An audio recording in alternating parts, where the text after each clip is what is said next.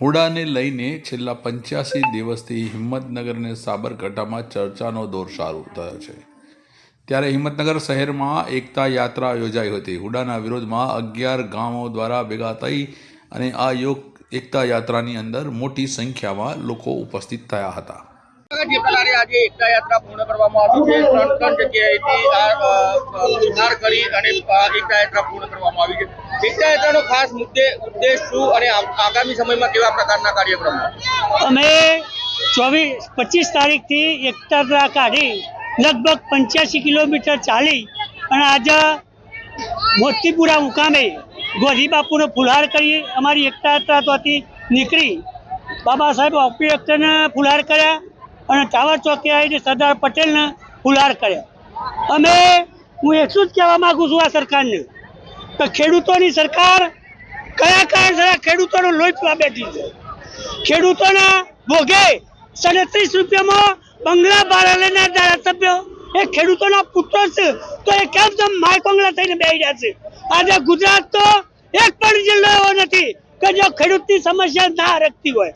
આખા ગુજરાત રાજ્યની અંદર આ સમસ્યા હરકશે અને જો સરકાર ટૂંક સમયમાં અમારો હુડાનો હુકમ રદ કરીને ના આપે તો ગુજરાતના 33 જિલ્લાઓમાં અમે આહવાન કરવાના છીએ અને ગુજરાત તો તમામ ખેડૂત ભેગો કરવાના છીએ અને 2027માં આ સરકારનું પતન નક્કી છે એ તમે મોદી લેજો। જે પ્રકારે આજે આ યાત્રાનું આયોજન છેલ્લા 86 દિવસથી આંદોલન ચાલી રહ્યું છે, કેટલી સફળતા મળી છે, વાટાઘાટો પણ કરવામાં આવે છે, શું કહેશો? છેલ્લા 85 દિવસથી આ આંદોલન જોરદાર રીતે ચાલી રહ્યું છે।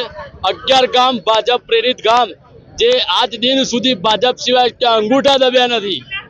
આજ સુધી ભાજપ સિવાય ઓગળી કાપીને મૂકવાની થાય તો સાઈડમાં મૂકી છે, પણ આજ સુધી ભાજપ સિવાય કોઈ જગ્યાએ અમે મત આલ્યા નથી। ભાજપના પાછળ અમે રાત દિવસ એક કરે છે, જ્યારે આ ભારતીય જનતા પાર્ટીના ધારાસભ્ય શ્રી આગેવાનો આજે અમારી કોઈ પણ વાત સાંભળવા તૈયાર નથી।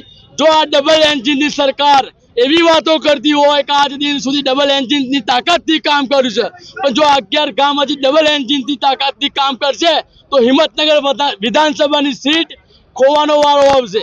આવનાર દિવસોમાં જિલ્લા પંચાયત તાલુકા પંચાયતમાં તો અમે ગામમાં પેશવા જ દેવાના નથી। જો 3-4 દિવસમાં હુડા રદ નહીં થાય, અમારું નહીં સાંભળવામાં આવે તો આગળની તાલુકા પંચાયત જિલ્લા પંચાયતમાં આ સીટોનું નામ ભૂલી જજો। અમે ગમે તે અપક્ષ અમારા 11 ગામોથી ઉમેદવાર મૂકીને જીતાડશું, પણ આ નેતાઓને અમે ગામમાં પેશવા દેવાના હવે નથી।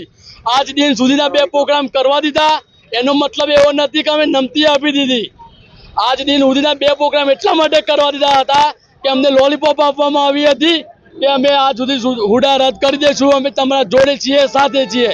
જો એમને રદ કરવું જ હોય, અમારા સાથે હોય તો એમને અમે મીડિયાના માધ્યમથી જણાવવા માંગીએ છીએ કે ટૂંક જ સમયમાં હુડાનો કાગળ કાં તો હિંમતનગર ધારાસભ્ય કાં તો આગેવાન શ્રીઓ એક વિડીયો બનાવીને 11 ગામને મેસેજ પહોંચાડે કે ભાઈ હુડામાં અમે જોડે છીએ અને આ હુડા રદ થાય એ માટે અમે સત્વરે આની મહેનત કરશું અને હુડા રદ થાય તેવું અમે આગળનું વિચારશું। આ યાત્રાનું આજે આયોજન કરવામાં આવ્યું હતું। છેલ્લા કેટલાય દિવસથી આ હુડાનું આંદોલન ચાલી રહ્યું છે, આંદોલનની સફળતા ક્યાં સુધી મળશે અને વાટાઘાટો રાજ્ય સરકાર સાથે કરવામાં આવી હતી તેમાં કેવો પ્રતિસાદ? જો ભાઈ પહેલા તો 84 દિવસથી આંદોલન ચાલે છે, હવે મગજનો બાટલો ફાટી જાય ને એવી પોઝિશનમાં છીએ। અત્યાર સુધી ભાજપને એટલો બધો પ્રેમ કર્યો છે, ભયંકર પ્રેમ કર્યો છે અને એટલી જ નફરત કરવાની 11 ગામમાં તાકાત છે। 2 હાથ જોડીને વિનંતી છે સીએમને કે આ હુડા તાત્કાલિક અસરે રદ કરવામાં આવે, નકા હવે મગજનો બાટલો ફાટ્યો છે, હવે કોઈ જ રાહ જોવાય એવી નહીં। આ 11 ગામમાં જો પગ મૂકશો તો કપડો ફાટી જાય, ઉતારી લેવાનો છે કપડો। હિંમતનગર તાલુકામાં જો કોઈને પગ મૂક્યો છે તો કપડો ઉતરી જાય। આજે એક ચીમકી પણ આપવામાં આવી છે, કોઈ પણ કાર્યક્રમ નહીં કરવા દેવામાં આવે, કોઈ પણ કાર્યક્રમ નહીં કરવા દેવામાં આવે। ભાજપમાં તો મરી ગયા છીએ અત્યાર સુધી અને અમારા ઉપર આ રીતનો જુલમ કરવામાં આવે એ ક્યારે ચલવી લેવામાં નહીં આવે। લગન છે આજે અમારા માસીના ઘેર તો અહીંયા આવ્યા છીએ, દિવાળીએ બગાડી, નવરાત્રીએ બગાડી, અરે ભાઈ આજ કરવાનું છે।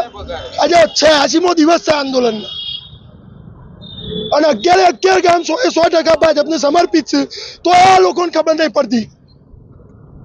આ જ 11 ગામ ભાજપના અગેન્સ્ટમાં એ જઈ શકે છે આટલી તાકાતથી. આ યાદ રાખજો. સત્વરે 3 થી 4 દિવસની અંદર આ ઓર્ડર રદ કરવામાં આવે, નગર મજા નહીં આવે.